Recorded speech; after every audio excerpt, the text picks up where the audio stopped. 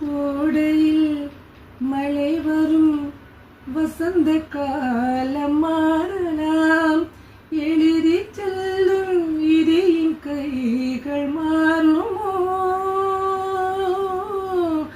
காலதேவன் சொல்லும் பூர்வ ஜென்ம பந்தம், நீ யாரோ நான் யாரோ, யார் சேர்ந்தரோ? ஆயிரம் மலர்களே மலருங்கள்,